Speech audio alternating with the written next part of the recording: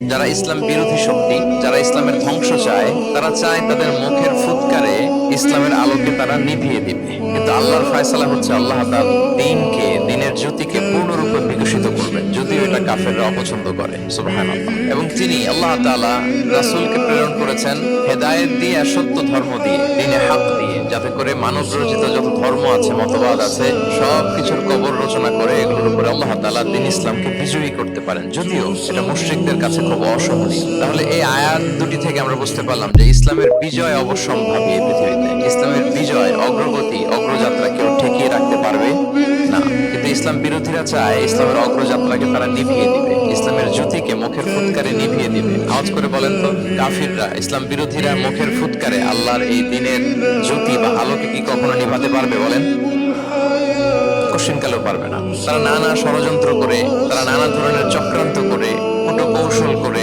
আমাদেরকে আমাদের ভূমি থেকে উচ্ছেদ করে, আমাদের ভূখণ্ডে বোমা নিক্ষেপ করে, নানা ধরনের ষড়যন্ত্রের ছক এঁকে আমাদের নওজওয়ানদেরকে শহীদ করে, গ্লোবাল সমুদ ফ্লোটিলার মতো নৌবহরকে আটকে দিয়ে ওরা ভাবে যে ওরা ইসলামের বিজয়ীকে ঠেকায় ফেলবে। আসলে কি পারবে? আল্লাহ বলেন, আমি ইসলামের জ্যোতিকে পূর্ণরূপে বিকশিত করবো। আল্লাহু আকবার।